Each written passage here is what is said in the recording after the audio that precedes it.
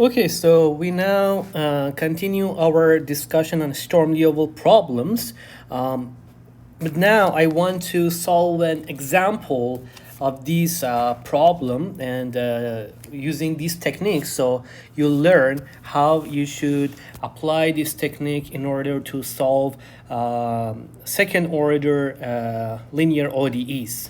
Okay, so the example that I want to solve is as the following. Solve the following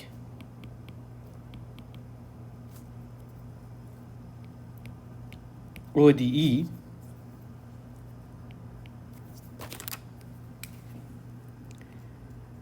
and the ODE is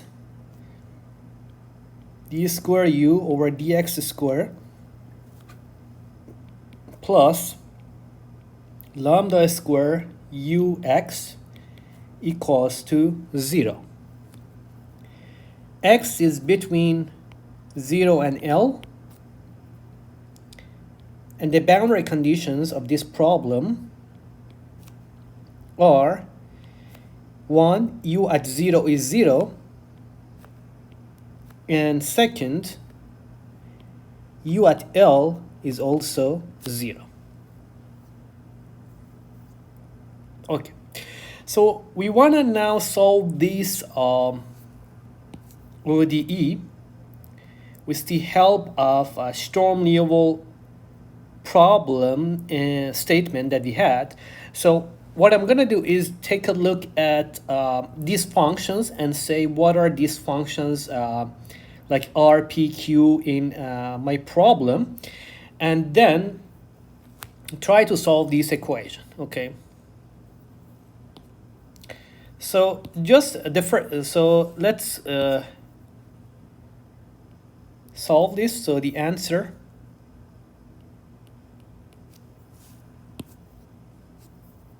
so as you see,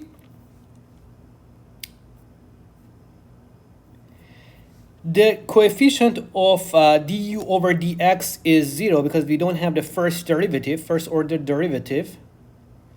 And the other thing that you can observe here is that q is going to be 0 here, right? Because we don't have that. So qx is going to be 0. That's the first thing. And then here we have d square u over dx square, right? So rx should be just 1 from here.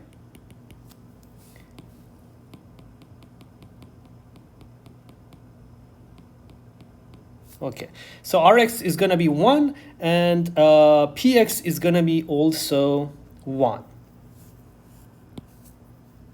And lambda square, instead of lambda, we have lambda square, so it doesn't matter. So Rx is 1. Qx is 0. And Px is also 1. And for this situation, these are, I'm not going to go through the details of how we are going to deal with this type of equations because these are part of your calculus. But in general, for this type of problems, the solution has the following form. It's always sum of a cosine and a sine function. Okay, so you can say that ux is c1 sine lambda x plus c2 cosine lambda x.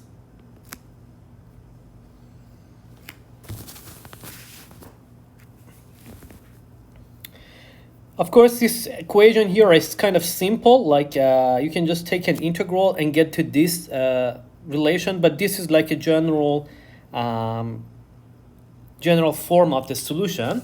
And now, based on the boundary conditions, we can find the exact values of these coefficients like C1, C2, and lambda.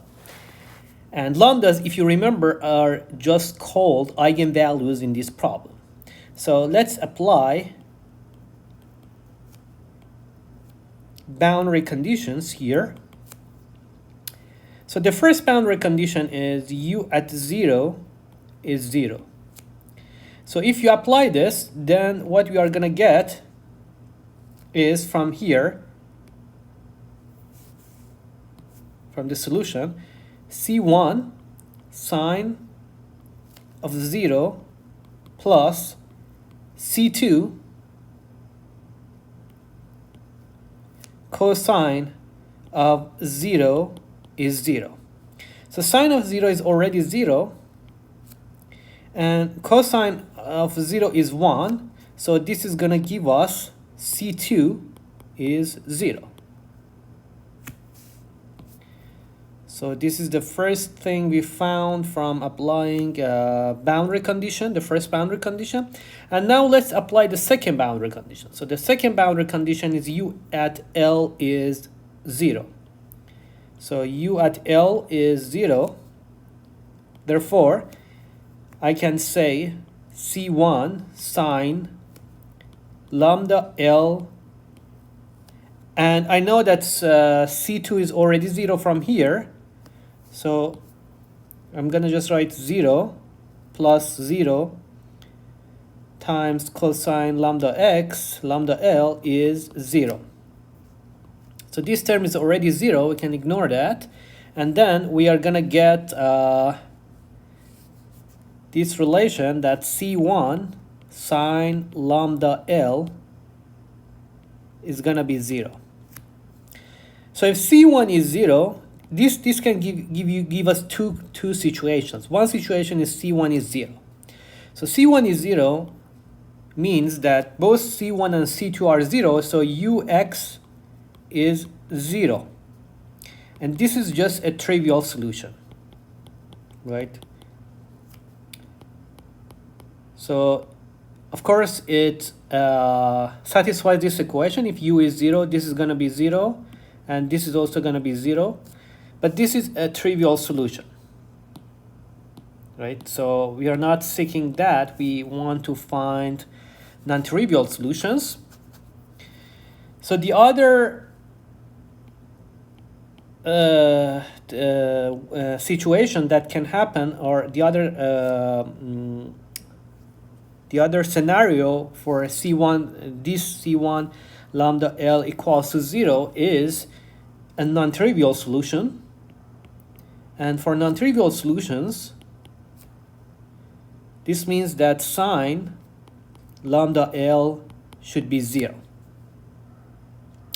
And you know, if sine lambda L is 0, then this we can have different lambdas that satisfy this equation, right? So for example, if lambda L is pi, right, then your sine pi is going to be 0, right? And then sine 2 pi is going to be also 0. Sine 3 pi is going to be 0. All of these are going to be 0. So I can write lambda L. Oh, let me write it down here. So lambda L is going to be n pi. N can be any number from 1 to any real number, any integer. So this will give us that lambda should be n pi over L for n equals to 1, 2, 3, all of these, okay? And this will satisfy sine lambda L equals to 0. So now we have found the lambda values, which give us non-trivial solutions for our problem. So we can write the eigenvalues. These are called the eigenvalues because these are the lambda values that do not give us trivial solutions. Okay, so let me write them down. E values or eigenvalues of this problem are lambda n equals to n pi over L, and eigenfunctions, which are the corresponding functions for these eigenvalues, are unx equals to sine n pi L, which is lambda n x, for n equals to 1, 2, 3, etc. Okay, so this is the solution of this problem. Okay, so these are the eigenfunctions and these are the eigenvalues. So you can see this problem can have different solutions. And just to give you a practice problem, we want to show this last remark that we had here, and that is we want to show that these eigenfunctions of this problem form an orthogonal set. So if you take the inner product of them by taking this integral, they are going to be always 0, right? So our weight function here, px, is 1, which appears here. And I just need to multiply those two functions to show this orthogonality. Okay. So a practice problem that you can do it at home, and this usually requires some trigonometrics. So a practice problem, show that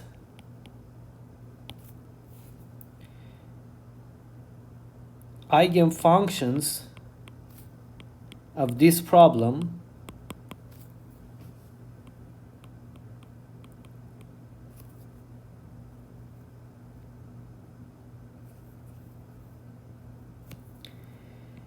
form an orthogonal set.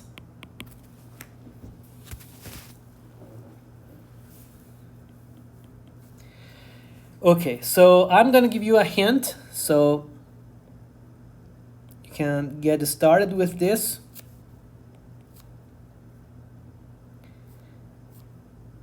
Show the inner product of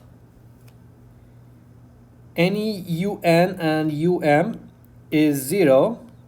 For example, you can just show it for 1. For example, show that the inner product of u1 and u2 is 0, and this is just sine. We can write it down. The integral of that is going to be integral of 0 and L sine pi, for n equals to 1, this is going to be pi x over L. So pi x over L times sine 2 pi x over L times px, where px is just 1, right? So I'm just going to write times 1, and then we have dx.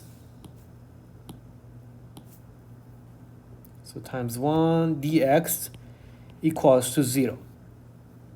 Okay, so you have to actually show and calculate this integral. And you can use some trigonometrics to calculate this. And this can be a good practice problem for you to get some hands-on experience on this. But I can also give you another hint that if you just plot, you can just simply put this into MATLAB, this function, or Python, or even in other software like Mathematica. And so if you plot this,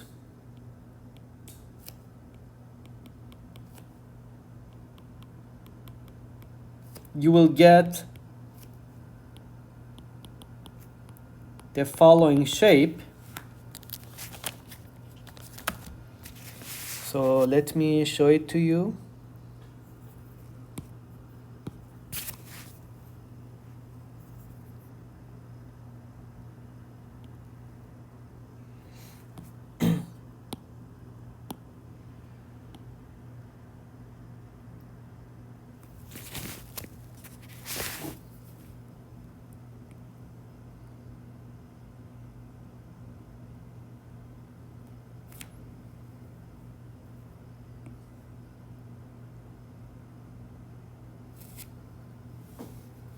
Okay, so we have here x, and here I want to plot u1x,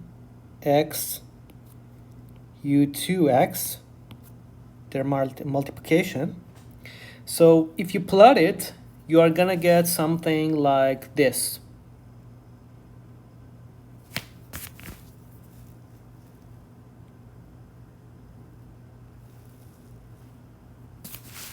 It's a little bit hard to draw it.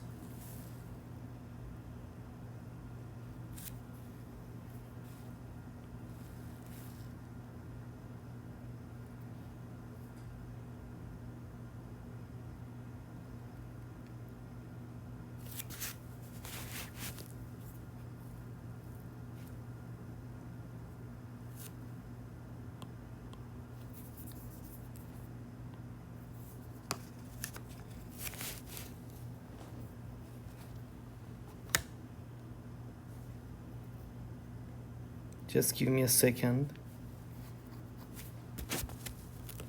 So if you plot this, you will get a function in which the sum of that is gonna be 0. Okay, so I'm gonna show it here. That how this looks like if you plot the multiplication of sine pi x over L and sine 2 pi x over L. Okay, so we are gonna get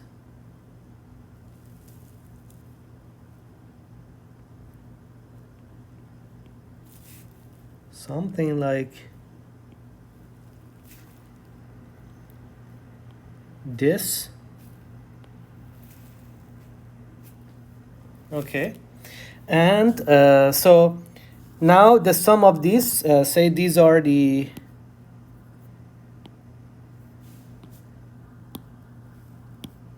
this is the negative part,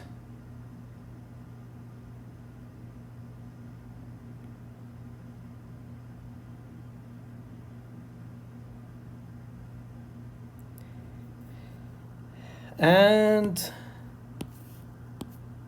this is the positive part.